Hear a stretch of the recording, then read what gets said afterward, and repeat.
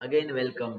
सो reproductive health का तीसरा पड़ाव यानी कि MTP, medical termination of pregnancy. तो चलिए स्टार्ट करते हैं। मेडिकल टर्मिनेशन, टर्मिनेशन यानी कि समाप्त करना, हटाना। सो प्रेगनेंसी की हटाने की मेथड को हम बोलते हैं MTP।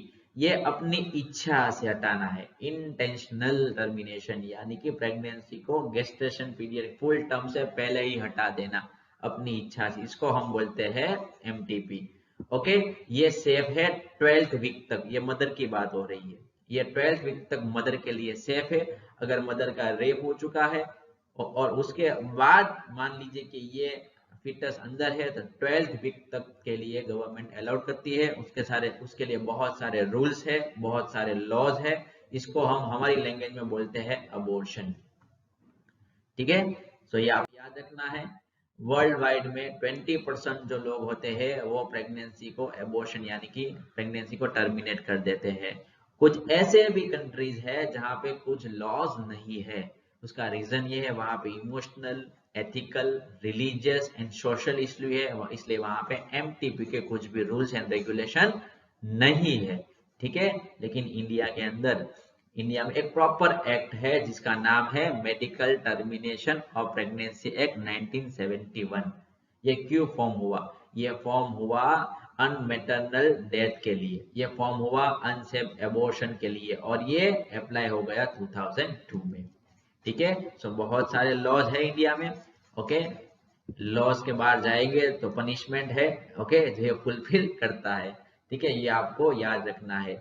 और मजेदार बात में ये आपको बता दूं, कुछ ऐसी टेक्निक जिसका गलत इस्तेमाल होता है। एक नाम है एमनियोसेंटेसिस टेक्निक एंड सोनोग्राफी।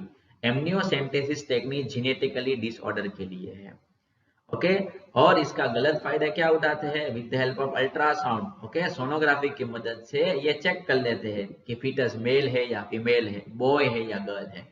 अगर फीमेल हुई तो उसको एबॉर्शन करवा लेते, यानी कि उसको कील कर देते हैं।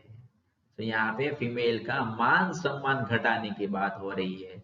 तो ये भी अनसेफ एबॉर्शन ही हुआ। जो किसने किया? अनट्रेन पर्सन ने किया, अनएजुकेटेड लोग ने किया, जिसको पता ही नहीं है कि गर्ल का इंपॉर्टेंट क्या है। ठीक है, इसलिए गवर्नमेंट ने एक एक्ट फॉर्म किया जिसका नाम है prenatal diagnostic technique, regulation and prevention of misuse act. अगर कोई भी पर्सन, कोई भी डॉक्टर सेक्स डिटर्मिनेशन करेगा मेल या फीमेल का जन्म से पहले, तो ये क्राइम है, ये गवर्नमेंट ने बता दिया। ये 2003 में एम्बेडेड हो गया। मान लिया तभी भी अगर कोई डॉक्टर या कोई एक्सपर्ट ये सेक्स डिटरमाइन करेगा तो उसको 5 साल की जेल होगी, 1 लाख जुर्माना भरना पड़ेगा, और उसका लाइसेंस जो है वो कैंसल हो जाता है। तो ये पनिशेबल एक्ट है, कोई भी सेक्स डिटर्मिनेशन नहीं करता। ठीक है, ये आपको याद रखना है। दोनों इंपॉर्टेंट है, जितना बॉय इंपॉर्टेंट है उतना गर्ल इंपॉर्टेंट है। अगर मान लीजिए फीमेल नहीं होती तो आपका जन्म कैसे होता? So mother is a responsible person. ठीक है, ये आपको याद रखना है। सो कैसी कंडीशन में MTP एडवाइजेबल है? तो सबसे पहली कंडीशन अनप्रोटेक्टेड सेक्स हो गया, अभी ये एडवाइजेबल है। दूसरा कि कॉन्ट्रासेप्टिव फेलियर हो गई, बैरियर जो यूज किया वो फेल हो गया। ठीक है, तो इसके लिए भी MTP अवेलेबल है। और अगर किसी गर्ल का रेप हो गया और उसके अंदर एक बच्चा है, ये उसका है ही नहीं, ठीक है, तो उसके लिए भी ये MTP एडवाइजेबल है।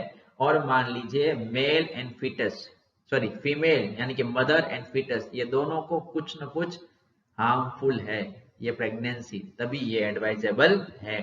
और बात बता दूं कि सिचुएशन ऐसी आई कि ऐसा पता चला कि आफ्टर बर्थ चाइल्ड जो है उसके ऊपर बहुत रिस्क है। किसका रिस्क है?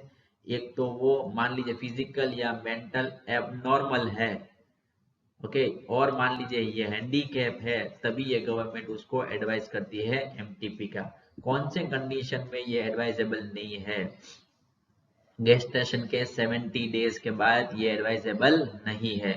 और अगर ये फीमेल कोई ट्रीटमेंट ले रही है ब्लड रिलेटेड, ओके, तभी ये एडवाइजेबल नहीं है। अगर ये डॉक्टर के पास विजिट नहीं कर सकती तो भी ये एडवाइजेबल नहीं है। और उसको कोई डिजीज है, बोवेल डिजीज, तभी ये एडवाइजेबल नहीं है, ये आपको याद रखना है। सो अभी ये बता दूं कि भाई ये डॉक्टर जो है वो ऐसा तो क्या देने वाले हैं जिससे एमटीपी फॉर्म हो जाती है, यानी कि प्रेगनेंसी हट जाती है। तो चलिए वो भी मैं आपको बता देता हूँ। तो आपको डायग्राम में दिख रहा है, मैंने हेडिंग लिखा है मेडिकल ट्रांसक्रिप्शन। मेडिकल ट्रांसक्रिप्शन यानी एक ऐसी ट्रीटमेंट जिसमें एबॉर्शन होता है। एबॉर्शन की प्रोसीजर को हम मेडिकल लैंग्वेज में बोलते हैं मेडिकल ट्रांसक्रिप्शन, जो परफॉर्म होती है with in 70 days of the gestation. आप डायग्राम में देख सकते हैं, मैंने कुछ मेडिसिन यहाँ पे लिखी है। एक मेडिसिन का नाम है मिजोप्रेजोल, दूसरे मेडिसिन का नाम है, आप देख सकते हैं, माइप्रिस्टोन।